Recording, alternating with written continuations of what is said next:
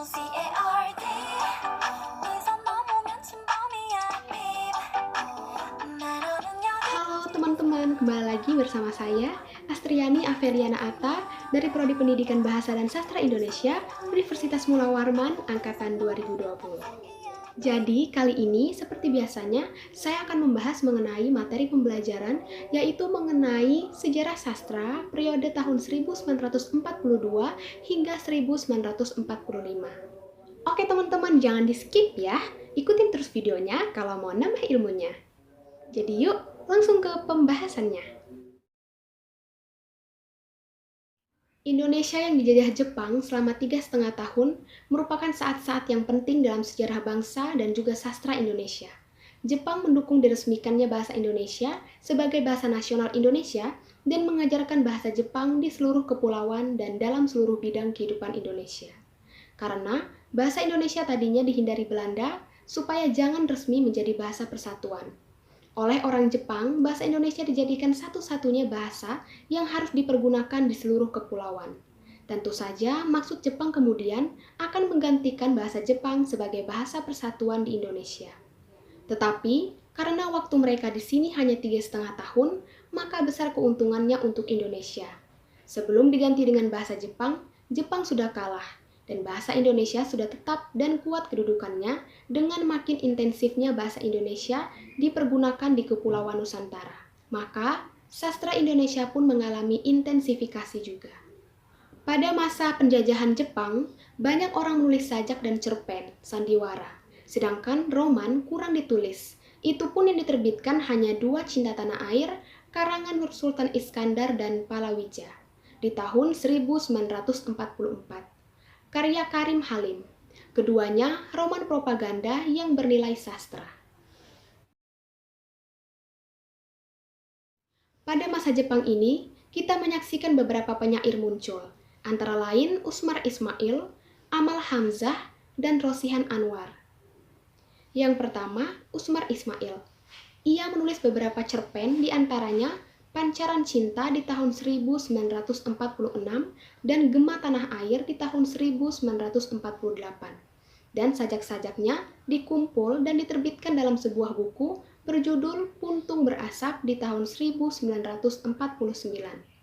Dalam sajak-sajaknya, yang permulaannya terasa kepercayaan terhadap Jepang akan membawa kemerdekaan bagi Indonesia. Tetapi kemudian, ia pun segera menemukan kekecewaannya. Dalam sajak Diserang Rasa, karangannya berisi rasa was-was dan ragu kepada kesungguhan janji dan semboyan Jepang. Yang kedua, Amal Hamzah.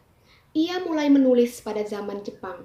Ia seorang yang kasar dan sajak-sajaknya sangat naturalistis. Juga dalam sandiwara-sandiwara dan cerita sketsa yang ditulisnya. Sensualisme sangat kentara. Sajak-sajak dan karangan-karangan lainnya kembali diterbitkan dalam sebuah buku yang berjudul Pembebasan Pertama. Setelah itu, ia lebih menaruh minatnya kepada menerjemahkan. Yang ketiga, Rosihan Anwar. Pada zaman Jepang menulis sejumlah sajak dan cerpen, sajak-sajaknya banyak melukiskan perasaan dan semangat pemuda. Cerpennya yang berjudul Radio Masyarakat menceritakan kemelut pemuda yang dilanda keraguan atas segala janji-janji kosong dari Jepang. Yang keempat, Anas Ma'ruf. Pada zaman sesudah perang, ia lebih terkenal sebagai organisator, kebudayaan, dan penerjemah. Ia menulis sejumlah sajak, esai, dan kritik. Ia pun menerjemahkan karya-karya para pengarang dunia seperti Rabindranath Tagore, John Steinbeck, William Saroyan, dan lain-lain. Yang kelima, M.S. Ashar, yang pada zaman Jepang menulis beberapa buah sajak yang menjadi terkenal karena sebuah sajaknya yang berjudul Bunglon. Yang keenam, Maria Amin. Penyair wanita zaman Jepang ini menggambarkan kehidupan rakyat dan bangsa Indonesia sebagai ikan dalam akuarium yang dilukiskan dalam prosa liriknya, Tengoklah Dunia Sana. Yang ketujuh, Nurs Jamsu. Pada zaman Jepang, ia menuliskan sejumlah sajak yang melukiskan hati yang diamuk remaja. Pada masa sesudah perang, ia menulis cerpen antara lain yang berjudul Terawang, yang dimuat dalam majalah Gema Suasana di tahun 1948.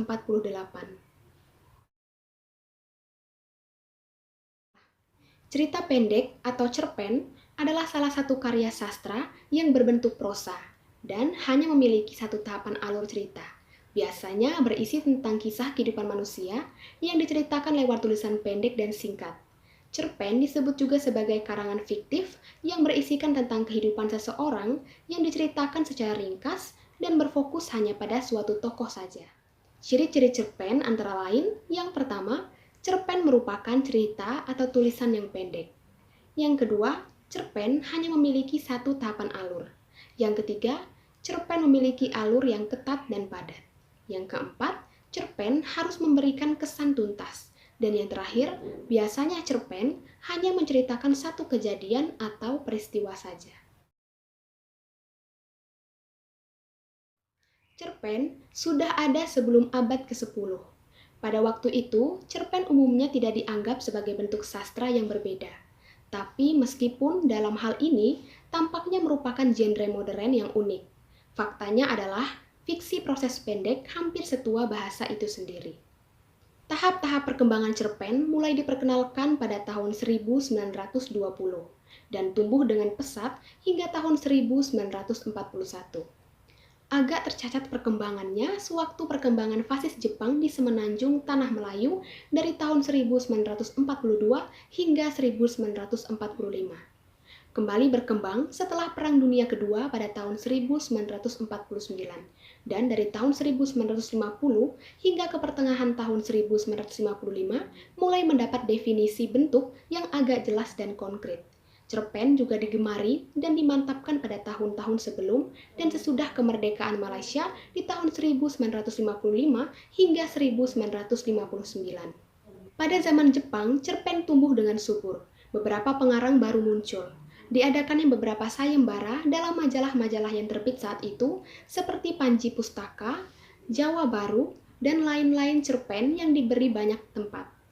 Usmar Ismail, H.B. Jassin menulis cerpen. Salah satu cerpennya adalah Anak Laut, Gorontalo 31 Juli 1922. Kemudian lahir beberapa cerpen dari pengarang lain yang diterbitkan secara bersama dengan judul Pancaran Cinta di tahun 1946.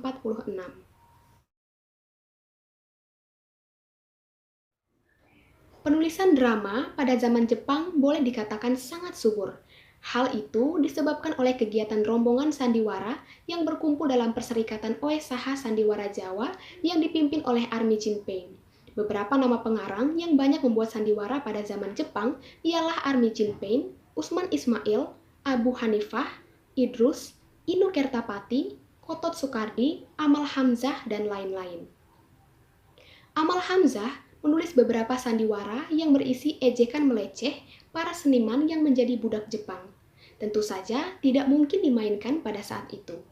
Army Jinpei menulis beberapa sandiwara yang kemudian dibukukan dengan judul Jinak-Jinak Merpati di tahun 1953. Usmar Ismail pada zaman Jepang menulis sandiwara kepahlawanan rakyat Kepulauan Maluku yang mengadakan perlawanan terhadap Belanda berjudul Mutiara dari Nusa Laut. Lalu dimainkan oleh rombongan sandiwara penggemar maya yang dipimpinnya sendiri. Berikutnya, Abu Hanifah.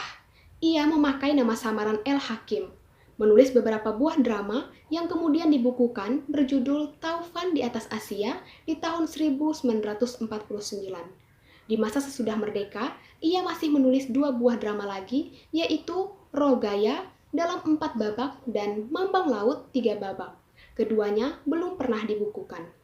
Selanjutnya, Idrus pada zaman Jepang menulis beberapa buah drama, antaranya Kejahatan Membalas Dendam yang melukiskan perjuangan pengarang muda menghadapi pengarang kolot dengan kemenangan di pihak pengarang muda, meskipun si pengarang kolot hendak memakai guna-guna.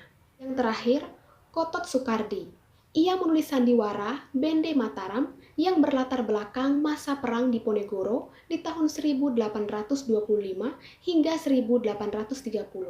Sandiwara ini kemudian dibukukan oleh Balai Pustaka bersama-sama dengan karangan sandiwara pula oleh Inu Kertapati berjudul Sumping Surengpati yang mengambil latar belakang peristiwa sejarah dengan latar kejadiannya di Bali ketika Belanda menyerbu ke sana. Buku ini berjudul Bende Mataram. Jadi dari pembahasan kita dapat disimpulkan bahwa cerita pendek atau cerpen adalah salah satu karya sastra yang berbentuk prosa dan hanya memiliki satu alur cerita. Biasanya berisi tentang kisah kehidupan manusia yang diceritakan lewat tulisan pendek dan singkat. Cerpen disebut juga sebagai karangan fiktif yang berisikan tentang kehidupan seseorang yang diceritakan secara ringkas dan berfokus hanya pada suatu tokoh saja. Oke teman-teman, terima kasih sudah menonton video ini. Semoga dapat bermanfaat dan menambah ilmu kamu ya mengenai sejarah sastra pada periode 1942 hingga 1945.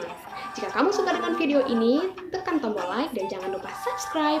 Sampai jumpa di next video. Dadah!